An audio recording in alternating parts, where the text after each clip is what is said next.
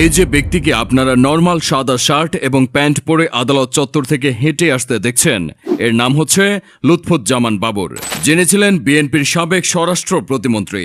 একসময় তিনি ছিলেন তারেক জিয়ার বেস্ট ফ্রেন্ড। তার ভয়ে বাঘে হরিণে এক ঘাটে জল খেত। আর সেই বাবর সাহেব আজ 2টা মামলায় ফাঁসির আসামি। নিঃসঙ্গভাবে কন্ডেম সেলে দিন পার করেছেন তিনি। রিমান্ডে বাবরকে টর্চার করে 21 আগস্টের গ্রেনেড হামলার মামলায় তারেকের নাম জড়াতে বলেছিলেন পুলিশ, কিন্তু তিনি একবারও তার নাম বলেননি। একটা সময় তিনি তার চুলে জেল দিয়ে মাথার চুল খাড়া করে রাখার স্টাইলটা বাংলাদেশে জনপ্রিয় করেছিলেন। উদ্ভট ইংলিশ কথা বলার জন্য বেশ আলোচিত হয়েছিলেন তিনি। তার মধ্যে অন্যতম হচ্ছে এটি। না, শত্রু আইডেন্টিফাইড না, উই আর অপম্যান, we are looking for Shatru. এই ভিডিওটি আপনারা ফেসবুকে অনেক দেখেছেন। এটা অনেক ভাইরাল হয়েছিল।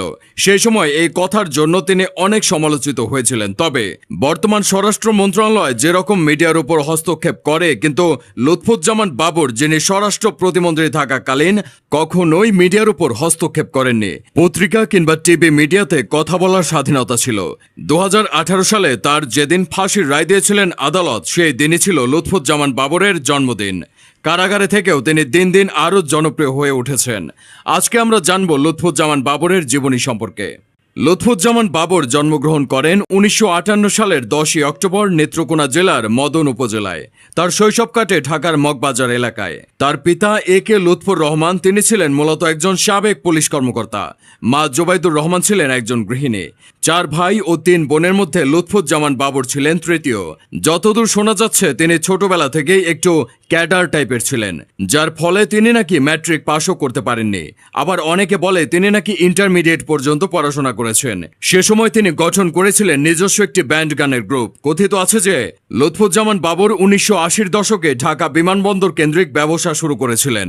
অভিযোগ রয়েছে তিনি 1980 সালে প্রেসিডেন্ট হোসেন মোহাম্মদ এরশাদ থাকাকালীন অবস্থায় ক্যাসিও ব্র্যান্ডের ঘড়ি পাচার করত। এরকম অভিযোগ শোনা গেলেও তার ঘনিষ্ঠদের দাবি তিনি কখনোই বিমানবন্দর কেন্দ্রিক ব্যবসায় জড়িত ছিলেন না। লুৎফুজ্জামান বাবর 1991 সালে 5ম জাতীয় সংসদ জাতীয় নির্বাচনে স্বতন্ত্র প্রার্থী হিসেবে আনারস প্রতীক নিয়ে নেত্রকোনা 4 আসন থেকে সংসদ সদস্য নির্বাচিত হয়েছিল। 1992 সালে তিনি বিয়ে করেন তাহমিনা জামান শ্রাবণীকে। এই দম্পতির বর্তমানে একটি পুত্র এবং একটি কন্যা সন্তান রয়েছে। এরপর 15 ফেব্রুয়ারি 1996 সালের 6ষ্ঠ এবং 2021 সালের 8ম জাতীয় সংসদ নির্বাচনে বাংলাদেশের জাতীয়তাবাদী দলের প্রার্থী হিসেবে নেত্রকোনা 4 আসন থেকে সংসদ সদস্য নির্বাচিত হন। ধীরে ধীরে তার তারেক জিয়ার সাথে গভীর বন্ধুত্ব হতে শুরু করে, ফলে অল্প সময়ে বাংলাদেশের স্বরাষ্ট্র প্রতিমন্ত্রী হন। ধীরে ধীরে খালেদা জিয়ার ভরসার প্রতীক হয়ে ওঠেন তিনি। টেকনাফ থেকে তেঁতুলিয়া পর্যন্ত তার জনপ্রিয়তা ছিল তুঙ্গে। তার সময় অনেক কিছুই ভুলে যাওয়ার কথা না। চলনে পলনে তিনি ছিলেন আলাদা। বাংলাদেশ র্যাব বাহিনীর প্রতিষ্ঠাতা হিসেবেও তার নাম আছে। যাই হোক, দীর্ঘদিন পর আবারও আলোচনা এসেছে লুৎফুজ্জামান বাবর। লুৎফুজ্জামান বাবরের বিরুদ্ধে সবচেয়ে বড় অভিযোগ হচ্ছে ভারতের 7 সিস্টার নামে পরিচিত 7টি রাজ্যের বিদ্রোহী দল গঠন করে ভারতকে অস্থিতিশীল করার প্রচেষ্টা।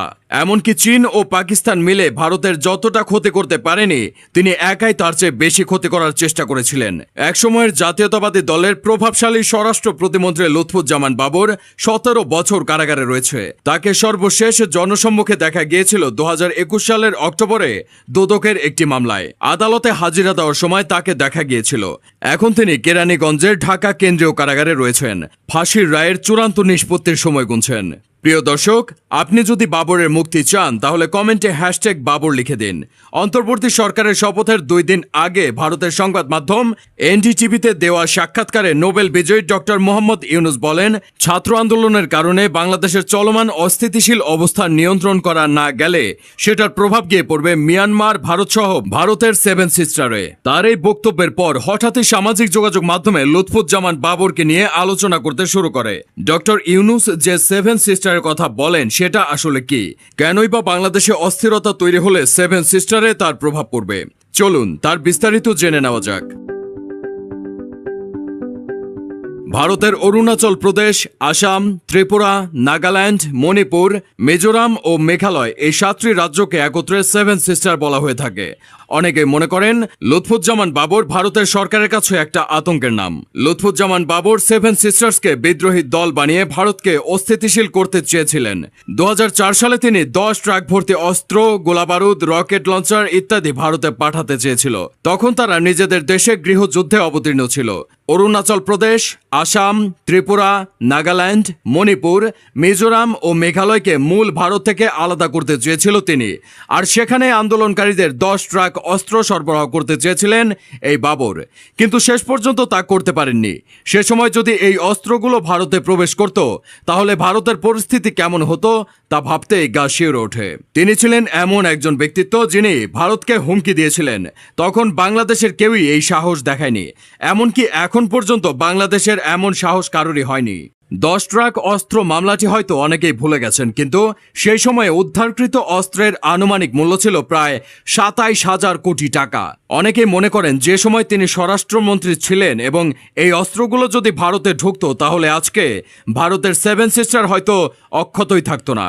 ভারত তখন নিজেদের নিরাপত্তা নিয়ে এতটাই ব্যস্ত হয়ে পড়ে যে আমাদের দেশের অভ্যন্তরীণ বিষয়ে হস্তক্ষেপ করার সময় পেত না।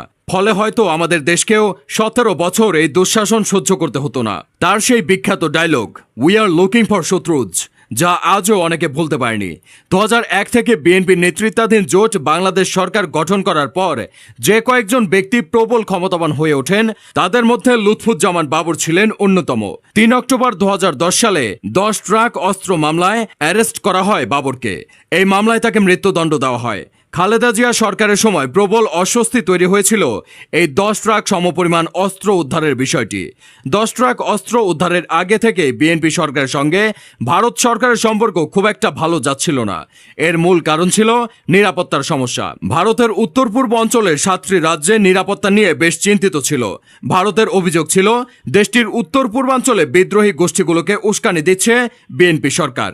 এরকম অবস্থায় 10 ট্রাক অস্ত্র ধরা পড়ে। প্রিয় দর্শক, এটাই ছিল মূলত লুৎফুজ্জামান বাবরের জীবনের মূল কাহিনী।